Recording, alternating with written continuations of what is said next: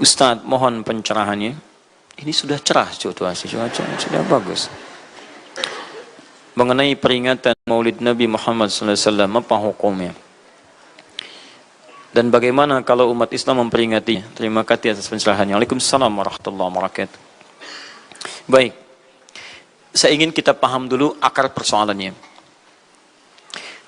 Al-Quran, surah ke-61, ayat yang ke-6, paling kiri sebelah atas. Quran, surah kedua Al-Baqarah, ayat 129, paling kiri sebelah atas. Kemudian Al-Quran, surah Yunus 10, ayat 57 sampai 58.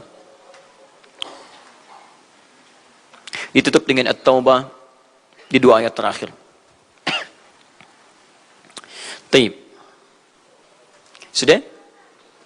Sekarang saya ingin coba kita membiasakan dulu untuk menilai sesuatu dengan penilaian secara ilmiah yang bersumber pada dalil-dalil yang ada, tidak sekedar menganalogikan dan main tebak-tebakan. Itu nggak baik dalam menyimpulkan hukum.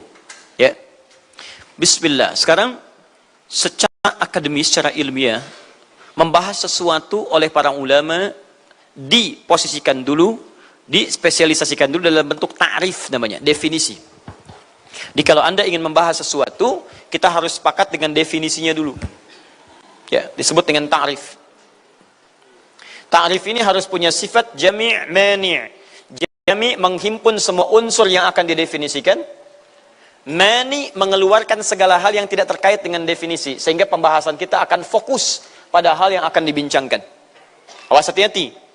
Kita ingin berbicara tentang sesuatu, tapi kita tidak sepakat dengan definisinya. Bagaimana bisa menyimpulkan hukumnya? Dan kelemahan orang-orang sekarang, ketika berbicara hukum, dia tidak tahu apa yang dibincangkan. Sekarang misal, kita akan bertanya tentang maulid. Apa hukumnya maulid? Kita harus sepakati dulu apa itu maulid. Awas, ini penting ini. Banyak masalah yang muncul sekarang, tapi tidak disepakati tentang ini. Banyak orang bahas tentang hukum musik. Hukum musik begini-begini. Begitu saya tanya apa itu musik, bingung dia jawab. Apa itu musik? Anda mesti sepakat dulu musik itu apa. Di zaman Nabi apa yang disebut dengan musik. Zaman sekarang apa yang disebut dengan musik. Ketika Nabi menyampaikan hukum musik, apa yang dimaksudkan oleh musik di situ. Kalau antum paham tentang definisinya, maka keluarkan turunan hukumnya. Maka lebih mengerti di situ. Nah sekarang maulid. Apa itu maulid? Sekarang begini. Maulid atau maulud? Mana yang benar? Bukan Allahu a'lam, harus cari kita. Mana maulid atau maulud? Antum sibuk menilai, ini maulid tidak benar. Oh, jadi yang benar maulud. Maulud juga tidak benar. Masya Allah. Apa maulid? Apa maulud? Baik, lihat. Kalau disebutkan maulid, itu waktu kelahiran. Waktu kelahiran. Awas, hati-hati nih ya, hati-hati. Ada kemarin saya lihat tulisan begitu bersemangat, Masya Allah, panjang-panjang nulis, ternyata salah paham, pahamnya salah. Ya. Maulid itu ulang tahun, bukan ulang tahun maulid itu. Bukan ulang tahun, bukan peringatan ulang tahun maulid itu. Ingat baik-baik, kalau pakai peringatan itu pakai Idul Milad, ya, hari kelahiran, peringatan hari kelahiran, ulang tahun. Tapi kalau cuma maulid itu waktu kelahirannya. Awas, hati-hati ya, hati-hati dalam memahami sesuatu. Kita mesti detil dan jeli dalam memahaminya. Jadi kalau disebutkan maulid itu waktu kelahirannya. Kalau disebutkan maulud itu artinya bayi yang lahirnya. Bayinya yang dilahirkan. Nabinya. Kalau dalam konteks Nabi. Jadi kalau disandingkan dengan kalimat maulidun Nabi, artinya waktu lahirnya Nabi. Jelas ya? Kalau mauludun Nabi, maulud Nabi, itu artinya nabinya. Nabi yang dilahirkan. Jelas? Saya ulang. Maulid apanya? Waktunya. Kalau maulid Nabi artinya apa? Waktu Nabi dilahirkan. Baik, maulud artinya apa? Nabinya. Kalau maulud Nabi artinya apa? Nabinya yang lahir. Jelas sampai sini? Sudah. Ya, selesai pembahasan secara bahasanya. Nah, sekarang apa hukumnya maulid Nabi? Maulid Nabi nggak ada hukumnya. Karena waktu lahirnya Nabi, bagaimana kita bisa melekatkan hukum pada waktu lahirnya Nabi? Lahirnya lahir. Jelas ya? Ustadz, apa hukumnya maulid Nabi? Antum kenapa? Apa hukumnya waktu lahirnya antum? Antum lahir, apa hukumnya? Kapan antum lahir? Ustaz, kapan antum lahir? 11 September. Apa hukumnya? Apa hukumnya? Apa hukumnya saya lahir? Lahir ya lahir. Jelas ya? Jadi kelahiran seseorang itu nggak ada hukumnya. Qadar Allah yang menjadikan dia terlahir, dan dengan kelahiran itu dia punya misi dalam kehidupan, mencari bekal untuk kembali kepada Allah Subhanahu wa taala. Jadi kalau bertanya hukum kelahiran seseorang, lahir ya lahir, gak ada hukumnya di situ. Paham ya? Hukum itu terletak pada perbuatan seseorang, bukan pada kelahiran seseorang. Ketika dia berbuat dengan aspek kesadarannya, maka muncul hukum di situ. Awas, antum pun mesti belajar tentang hukum, jangan salah menyebutkan hukum. Hukum terletak pada perbuatan, bukan pada benda, dan bukan terletak pada waktu. Jadi ketika ada perbuatan melekat pada benda dan waktu itu, maka muncul hukum. Apa hukum gelas? Halo?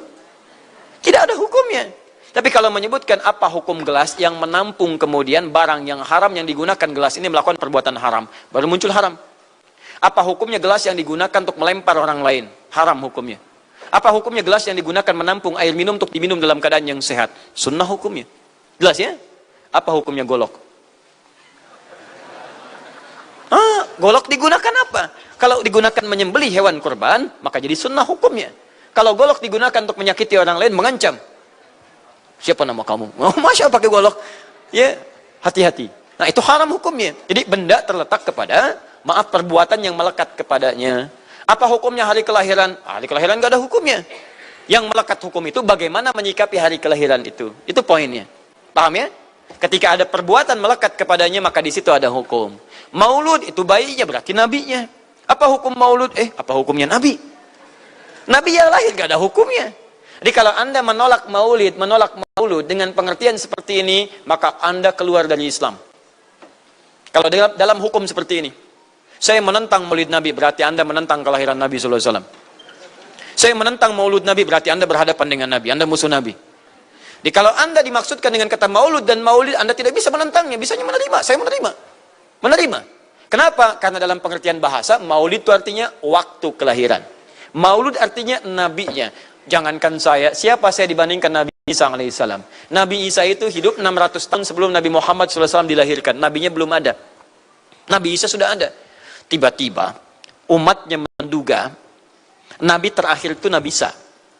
Karena Nabi Isa punya sifat yang mirip di ramalan kitab, yang mengatakan Nabi terakhir itu punya sifat baik dengan masyarakat lingkungan sosialnya. Dan Nabi Isa itu lembut luar biasa, jangankan pada manusia, pada hewan pun itu lembutnya luar biasa. Jalan dengan muridnya, di perjalanan kemudian ada aliran anak sungai melihat bangkai hewan, sudah jadi bangkai, baunya luar biasa. Kata muridnya, guru, bau sekali bangkai ini. Kata Nabi Isa alaihi salam, Al-Masih, yang disebut oleh sementara orang dengan Yesus, itu Nabi, bukan Tuhan. Nabi beliau mengatakan, kata Nabi Isa, perhatikan, begitu putih sekali dan bersih giginya. Kata muridnya, Tuan Guru, kenapa Anda mengatakan demikian? Kata Nabi Isa, karena manusia hanya akan menyampaikan apa yang ada dalam benak pikirannya. Jadi kalau pikiran Anda kotor, Anda akan melihat bangkainya saja. Tapi kalau pikiran kita baik, kita akan mencari yang terbaik dari hewan itu. Bukankah dia ciptaan Allah? Bukankah dalam setiap ciptaan ada hikmah dan kebaikan? Perhatikan bagaimana putih bersih giginya. Jadi kalau bangkai saja bisa menjaga kebersihan gigi, kenapa kamu yang masih hidup tidak mesti? Ya minimal kamu jaga perasaan. Minimal jaga perasaan, kan? Tapi itulah luar biasa. Di sini sering diambil hikmah bahwa teko akan mengeluarkan isi tekonya. Isinya kopi, keluar kopi. Isinya air bening, keluar bening. Isinya susu, keluar susu. Demikian juga kita. Bayangkan, Nabi Isa bukan hanya pada manusia, pada hewan yang telah jadi bangkai pun, itu mohon maaf, kalimatnya dan sikapnya begitu indah, luar biasa. Maka diduga oleh kaum itu Nabi dan Rasul yang terakhir. Saat mendengar kalimat itu, kata Nabi Isa, bukan saya. Nabi terakhir punya sifat sama seperti saya dengan hubungan dengan makhluk. Jadi bukan cuma dengan manusia, dengan hewan jangan sakiti. Kalaupun menyembelih, jangan sakiti hewannya. Makanya Nabi ini akan memberikan isyarat-isyarat yang sangat indah. Masya Allah.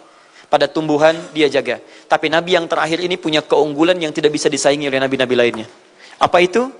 Ibu bapak sekalian, tingkat kedekatannya dengan Allah luar biasa. Ibadahnya luar biasa. Dalam bahasa Arab, tingkat kebaikan yang terkait dengan makhluk secara sosial, itu kalau satu kebaikannya disebut dengan Mahmud. Tapi kalau banyak kebaikannya disebut dengan Muhammad. Tapi kalau hubungan dengan Allah, ya dengan Khalik, kalau punya tingkat hubungan yang baik, satu sisi saja disebut Hamid namanya, Hamid. Antum rajin tahajud, tapi belum konsisten puasa sunnah, maka antum namanya Hamid. Perempuannya Hamidah. Misal ada perempuan namanya Wanda pakai Hamidah, Wanda Hamidah. Ya. Itu artinya yang dekat dengan Allah. Jadi kalau ada yang namanya Wanda Hamidah jauh dari Allah, ya, kemudian pendapatnya menyimpang dari ketentuan Allah, mesti diingatkan, Anda Hamidah, Anda dekat dengan Allah, maka tidak layak mengeluarkan statement yang tidak sesuai dengan hukum-hukum Allah Subhanahu wa taala. Ya, Hamid, awas, Hamid, nama Anda Hamid. Misal namanya Fahmi, Masya Allah, Hamid Fahmi Zarkashi, Masya Allah. Itu artinya hubungan dekat dengan Allah Subhanahu wa taala. Perempuannya Hamid, laki-lakinya Hamid, perempuannya Hamidah, Masya Allah. Paham sampai sini? Kalau bentuk superlatif, banyak ibadahnya, tahajudnya, sedekahnya, puasanya, segalanya, maka Masya Allah berubah kalimatnya. Dari kata Hamid jadi Ahmad. Ahmad. Maka Nabi Isa tidak menyebutkan kalimat Muhammad, tapi menyebutkan kalimat Ahmad. Karena kalau disebutkan kalimat Muhammad, nilainya serupa dengan beliau. Punya nilai kebaikan yang sama. Nabi Isa baik pada hewan, Nabi Muhammad baik pada hewan. Kata Nabi, lihat, kalau Nabi Isa sudah jadi bangkai, Nabi Muhammad ketika hewan akan disembelih pun, disembelih, kata Nabi jangan sakiti dalam penyembelihannya. Tajamkan dulu pisaunya. Ketika menyembelih, jangan lakukan berkali-kali. Kata Nabi, tajamkan, begitu anduk kemudian sembelih, seketika selesai. Cari urat yang membuat cepat darahnya keluar. Nabi itu. Dan dalam menajamkan itu, antum jangan memperlihatkan depan hewannya. Tidak boleh. Kandidat selanjutnya, siap-siap ya. Masya Allah, tidak boleh. Awas saat kurban tuh. Kadang suka lupa antum tuh. Ya di bawah sini ini masih begini-begini tuh. Itu menyakiti hewan secara fisiologis. Nggak boleh, nggak boleh. Ya, awas ya. Taib. Tumbuhan, lihat. Tumbuhan. Nggak boleh dalam keadaan perang itu kan luar biasa dahsyat. Emosi memuncak segalanya ada. Tapi Nabi katakan, jangan rusak tanaman. Dahsyat. Cuma dalam Islam. Itu yang 212 tahun lalu itu, Masya Allah, nggak ada yang injak rumput, nggak injak macam-macam. Ya, itu yang kameramen yang injak rumput tuh. Ya, kameramen injak rumput tuh. Yang kameramen begitu diinjak, dimunculkan di media gitu kan. Wah, tapi lihat betapa rapi, bersih. Itulah Islam. Tapi jangan cuma 212 saja. Ya, 312, 412, 484 dan sebagainya. Jadi, semua yang ada setiap hari kita jaga. Ada tumbuhan, jaga. Yang praktekkan negara lain. Di New Zealand ada tumbuhan, antum sedang ngidam, papa pengen daun itu, tunggu sampai jatuh, nggak bisa diambil. Begitu diambil, denda. Padahal yang punya teorinya Islam, tapi hubungan dengan Allahnya itu bukan Muhammad, tapi Ahmad. Makanya Nabi Isa mengatakan, wa mubasysyara bi rasulin ya'ti min ba'di ismuhu Ahmad. Saya kasih kabar gembira, Rasul terakhir bukan saya, tapi seseorang yang nilai ibadahnya lebih daripada saya. Jaminan surganya sudah ada, bahkan turun surah kepadanya, inna a'tainakal kautsar. Dirinya dijaga dari kesalahan, maksum, sifatnya luar biasa baik, tapi itu tidak menghentikan dia untuk mendekat kepada Allah dengan sifat yang luar biasa. Kata Sayyidah Aisyah di Al-Bukhari, nomor hadis 2010 sampai 2012, ya Rasulullah, alam takun ma'suban, alam takun madmunan, lima hakadha. Kenapa sampai bengkak-bengkak begini Anda tahajud? Bukankah Anda dijamin masuk surga? Dijaga dari kesalahan. Apa kata Nabi? Afala akunu abdan syakura. Apa aku nggak boleh jadi hamba yang bersyukur kepada nikmatnya Allah Subhanahu wa taala. Tahajudnya sampai bengkak. Nabi, Rasul, ahli surga, dijaga dari kesalahan, tidak ada hisabnya, masih mau tahajud sampai bengkak kakinya. Ditanya oleh istrinya, kenapa sampai begini? Kata beliau, ringan saja, nggak boleh aku bersyukur. Masya Allah, ada orang Nabi bukan, Rasul bukan, surga belum ada jaminan, amal berantakan, hisab menegangkan. Masya Allah, bangun mata bengkak, kaki biasa. Tahajud tidak subuh lewat. Ini Masya Allah. Cita-cita surga Firdaus. Luar biasa. Makanya Nabi Isa mengatakan Ahmad bukan Muhammad. Dan ini bukan isyarat Nabi baru, karena nama yang melekat pada Nabi terakhir semuanya sifat, bukan nama zat. Ini bukan melegalkan ada seorang bernama Nabi baru datang kemudian namanya Ahmad. Bukan. Kata Nabi, saya Nabi terakhir. La Nabi ya ba'di, nggak ada Nabi setelah saya. Jadi nggak ada istilah Ahmadi. Pengikut Ahmad nggak ada. Ya, dalam arti pengikut Nabi Muhammad sallallahu alaihi wasallam. Yang jadi clue persoalan kita terkait dengan pertanyaan ini, Anda bisa bayangkan, Nabi Isa 600 tahun sebelum lahirnya Nabi Muhammad sallallahu alaihi wasallam. Perhatikan, ikutan bahagia dengan kelahiran Nabi, sampai kebahagiaannya diungkapkan pada umatnya. Saya kasih kabar gembira ya, nggak mungkin orang kasih kabar gembira perasaannya sedih. Kenapa saya kasih kabar gembira? Nggak ada. Kasih kabar gembira itu dalam keadaan bahagia hatinya. Kalaupun menangis, tangisan kebahagiaan. Anda bisa bayangkan, Nabi, Rasul, mukjizatnya hebat. Sekali usap, penyakit sembuh. Menghidupkan orang mati, keduanya dengan izin Allah Subhanahu wa ta'ala. Bahagia dengan kelahiran Rasul sallallahu alaihi wasallam. Antum Nabi bukan, Rasul bukan. Maaf, tidak punya mukjizat seperti Nabi Isa. Mayat dipanggil-panggil nggak bangun, diusap penyakit makin sakit. Tuh, lalu antum tidak bahagia dengan kelahiran Nabi, antum siapa? Nabi Isa aja bahagia, masa antum bukan Nabi tidak bahagia? Dan hebatnya, ada orang bisa bahagia, nabinya belum lahir. Biasanya sifat bahagia dalam kelahiran itu setelah bayinya lahir, bukan sebelum lahir. Alhamdulillah, alhamdulillah. Akhi, kenapa antum? Alhamdulillah, saya punya anak laki-laki, namanya Abdurrahman. Kapan? Nanti setelah menikah. Ini Masya Allah. Nikah aja belum, kenapa bisa memberikan kabar gembira? Antum kenapa, akhi? Itu lihat, akhi boy tiba-tiba seperti itu. Orang bingung. Akan bubar pengajian kalau ustaznya begitu. Ya. Jadi, mustahil ada orang memberikan kabar gembira ketika bayinya belum lahir. Tapi kemuliaan Nabi Muhammad SAW menjadikan seorang Nabi Isa belum lahir, nabinya sudah merasakan gembira dan memberikan kebahagiaan pada umatnya.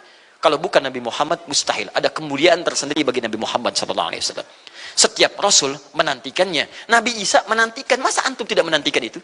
Jadi kalau ada orang menolak maulid dalam arti waktu kelahirannya, maka dia telah ingkar pada Nabi Muhammad SAW. Maulud Nabi Ibrahim AS. Antum kenal Nabi Ibrahim? Oh, Masya Allah. Luar biasa.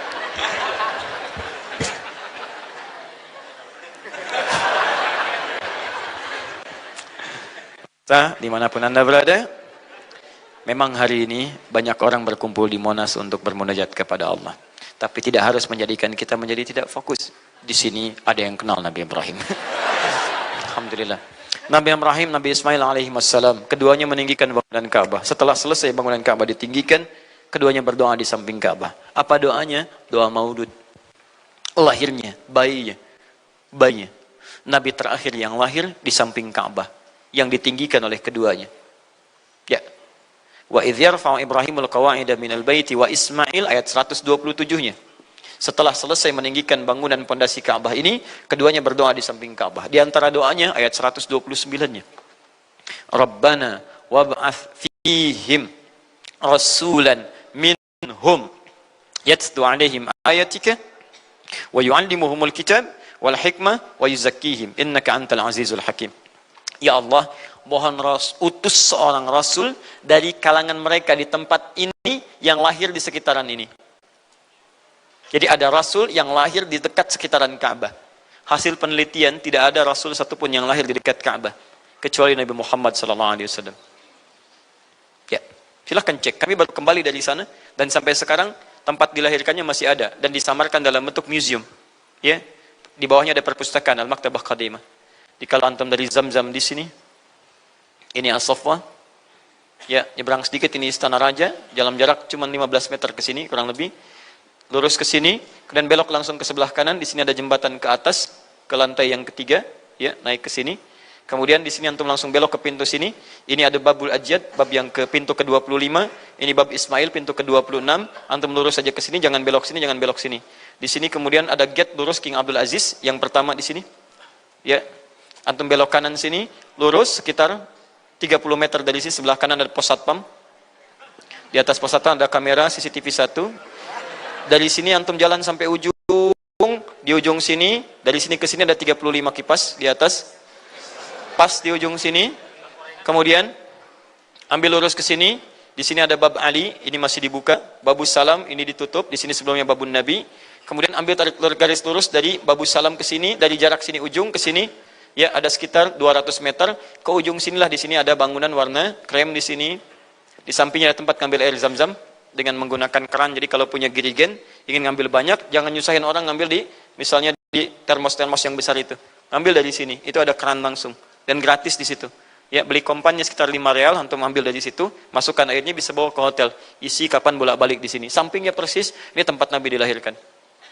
Ini maulud Nabi, bayinya lahir di sini. Ya, bayinya lahir di sini. Cuman disamarkan oleh pemerintah kerajaan Arab Saudi supaya tidak dikultuskan tempat ini. Karena begitu pernah ada yang tahu ini, banyak salah ibadah. Kan Ka'bahnya di sini, sholatnya ngadep ke sini. Betul Pak, Bu, pernah terjadi. Makanya kalau antum lihat, dari ujung saya sudah kelihatan. Dari ujung sudah ada di sini warna biru. Ya, ada tulisan di situ, ada gambar dicoret. Ada gambar orang sedang rukuk ke situ. Ada sorban dan sebagainya. Ada tulisan di situ, jangan beribadah menghadap ke sini. Karena ini bukan kiblat, haram hukumnya. Dan ditulis dengan menggunakan bahasa Arab, bahasa Inggris, bahasa Urdu, plus bahasa Indonesia. Artinya ada orang Indonesia juga yang salah ke sini. Ya. Kalau tidak mustahil ditulis pakai bahasa Indonesia. Nggak ada tulisan bahasa Cina, bahasa Jepang dan yang lainnya. Ya.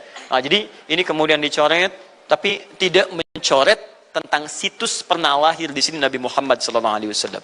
Jadi artinya doa dua nabi tadi dikabulkan oleh Allah Subhanahu wa taala. Nabi Ibrahim, Nabi Ismail. Dan tahukah Anda, keduanya berdoa jauh sebelum kedatangan Nabi Isa. Saya pernah katakan 30 generasi sampai Nabi Ibrahim, tadi Nabi Muhammad SAW.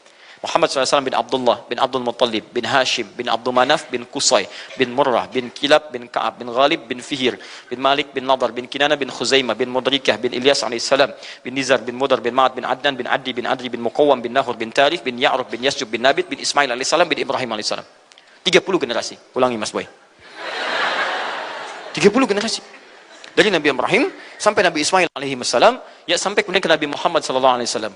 Anda bisa bayangkan nggak? Dua orang nabi, dua orang rasul. Gelar yang pertama Ibrahim alaihissalam Khalilullah, yang paling dekat dengan Allah. Jaminan surganya ada. Nabi Ismail disebut dengan gulamun halim oleh Al-Quran, yang paling perasa, yang paling dekat dengan Allah Subhanahu wa taala. Dua orang nabi paling dekat dengan Allah, disayang Allah, dijamin masuk surga. Inspirasi kisahnya sampai kita ke sekarang mendoakan kepada Allah tentang maulud Nabi, sehingga lahirnya Nabi Muhammad SAW 30 generasi setelahnya. Antum, Nabi bukan, Rasul bukan, tidak sedekat keduanya dengan Allah, jaminan surga nggak ada, hisab menegangkan, amalan berantakan. Kisah hidup antum belum tentu jadi inspirasi di masa depan. Sekarang pun tidak. Tiba-tiba antum menolak maulud, antum siapa? Kalau antum menolak maulud, berarti antum menolak Nabi SAW dalam pengertian baiknya. Jelas ya? Jadi kalau kemudian ada disebutkan maulid dan maulud, itu artinya maulid waktu kelahiran, maulud bayi yang dilahirkan. Sekarang bagaimana menyikapi maulid dan maulud itu? Saya tahu nabinya dilahirkan, nabinya sudah ada. Jelas ya? Maka kemudian saya pun tahu waktu kelahirannya. Bagaimana kemudian menyikapi itu semua? Maka Masya Allah, Quran surah ke-11 tadi, 10 tadi, Yunus, ayat 57 sampai 58.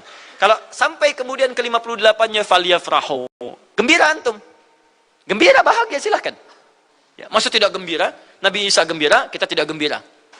Ya, Nabi Ibrahim gembira, kita tidak gembira. Nabi yang tidak melihatnya gembira, masa kita yang mendapatkan bagian Nabi tidak gembira? Jelas ya? Nabi yang mengharapkan hadir saat kedatangannya gembira. Kita yang mendapatkan kedatangan beliau walaupun tak mampu melihatnya, dan kita menjadi umatnya, masa tidak gembira? Umat dulu bukan bagian umat Nabi Muhammad, karena Nabi Muhammad tidak hadir di zamannya. Gembira dengan berita kedatangan Nabi Muhammad, padahal nabinya belum datang. Masa kita yang jadi umatnya, yang nabinya telah kemudian kita dapati walaupun tidak melihatnya, masa kita tidak ikutan gembira? Maka pertama kita mesti gembira. Maka yang kedua, bagaimana mengekspresikan kegembiraan itu? Maka contoh-contoh dari Nabi SAW, bagaimana mengekspresikan kegembiraan-kegembiraan dengan Nabi SAW itu, pertama Nabi sendiri menyikapi hari kelahirannya dengan berpuasa di hari Senin. Jelas ya? Ini bagi Nabi sendiri pribadinya. Nanti jadi hukum untuk kita. Maaf, saya akan tafsirkan lebih luas karena ini jadi hukum-hukum turunan. Ketika Nabi puasa di hari Senin, ditanya, ya Rasulullah, kenapa engkau puasa? Kata Nabi, dzaka yauma wulidtu, bima makna. Ini adalah hari aku dilahirkan. Hari aku dilahirkan. Jadi ini hukum kelahiran. Kalau antum misalnya masuk pada hari dilahirkan, boleh antum ikuti sunnah Nabi SAW. Apa sunnahnya? Puasa. Puasa. Kenapa puasa? Nabi SAW mencontohkan puasa. Hari Senin beliau puasa. Ketika antum puasa Senin, bukan cuma puasa sunnah, tapi ada nilai di situ. Nah, kalau hari lahirnya antum bertepatan dengan hari yang tidak diperkenankan puasa, seperti Jumat misalnya, hari kita bahagia, maka kata para ulama, ambil hikmah dari nilai puasa itu. Puasa itu kan dua hikmahnya. Satu, meningkatkan ibadah yang baik. Kedua, mencegah maksiat. Silahkan cek, bukankah saat puasa ibadah antum meningkat? Silahkan cek, saat puasa. Jangankan yang fardu, yang sunnah dikejar kan? Jangankan koran yang dibaca, Al-Quran dibolak-balik. Maksiat ditekan, tidak ada orang puasa maksiat. Tidak ada. Ya, bahkan pelaku maksiat pun saat puasa, libur maksiatnya. Minimal takut batal puasanya. Jangankan maksiat, maaf, mencela orang pun dia tahan. Berdusta dia tahan. Jam 5 bu, tinggal 1 jam mau buka, dicela orang habis-habisan. Oh, nggak balas dia. Kenapa nggak balas? Kan biasanya antum keras. Habis maghrib. Oh, habis maghrib. Luar biasa. Habis maghrib tuh. Begitu maghrib lupa. Habis maghrib lupa. Ya, kenapa? Dia jaga. Jadi hikmah orang puasa itu kalau sudah puasa, ibadahnya meningkat, maksiatnya hilang. Jadi kalau antum ikut rajin puasa, ibadah tidak meningkat, maksiatnya tetap ada. Ada yang salah dengan puasa antum. Makanya ketika datang hari kelahiran, sebetulnya yang paling tepat, kalau antum bertepatan dengan waktu-waktu sunnah puasa, antum puasa.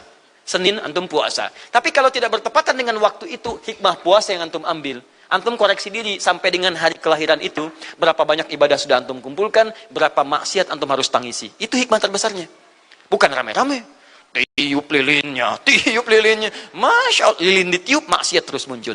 Apa faedahnya? Kasihan lilin tuh, udah dibakar, ditiup, dengan antum yang salah. Paham ya, teman-teman sekalian? Nah, sekarang bagaimana para sahabat menyikapi kelahiran Nabi sallallahu alaihi wasallam, kedatangan Nabi sallallahu alaihi wasallam, dan menyikapi keberadaan Nabi sallallahu alaihi wasallam. Bukan cuma lahirnya, tapi setiap kedatangannya. Nabi datang dari Madinah, dari Mekah ke Madinah disambut oleh para sahabat yang ada di sana. Nabi datang dengan perang Tabuk, dari perang Tabuk disambut oleh para sahabat di sana. Tala al-badru alaina min thaniyatil wada'i, wajaba syukru alaina mada'alillahi da'i. Masya Allah, disambut dengan madid. Bukti kesenangan mereka kepada Nabi sallallahu alaihi wasallam. Ada yang memuji Nabi sallallahu alaihi wasallam seperti Hasan bin Thabit, buat puisi-puisi memuji Nabi. Seperti Zuhair bin Abi Salma, tadinya musuh Nabi, begitu masuk Islam memuji Nabi sallallahu alaihi wasallam. Ada yang lagi kemudian menghormati Nabi dengan kedatangannya, dengan mengikuti Nabi kemanapun.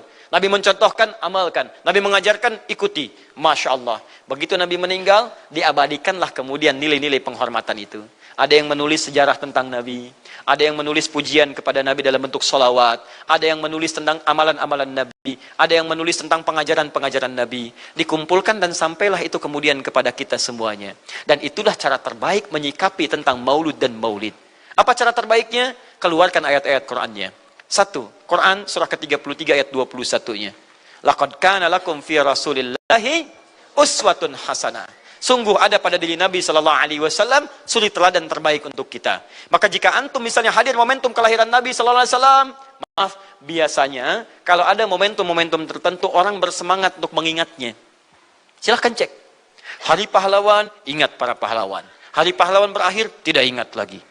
Hari kemerdekaan, ingat sampai pinang dipanjat-panjat. Ya, begitu dipanjat, kenapa panjat pinang? Masya Allah, menghormati pahlawan. Hari pahlawan sampai naik panjat pinang. Luar biasa. Ada yang tarik tambang, ya, menghadirkan energi para pahlawan. Antum bisa bayangkan, momentumnya ada. Begitu hilang itu semua, tiba-tiba hilang lagi kemudian ingatan kita. Artinya, selalu ada momentum untuk mengajak kita mengingat sesuatu. Begitu Ramadan, ingat lagi amalan. Hilang Ramadan, hilang lagi kemudian amalan. Nah, jadi apa yang terbaik dihadirkan? Ketika ada momentum itu, maka para ulama kemudian mencoba untuk menampilkan nilai-nilai tadi untuk mengembalikan kita pada tuntunan Nabi sallallahu alaihi wasallam.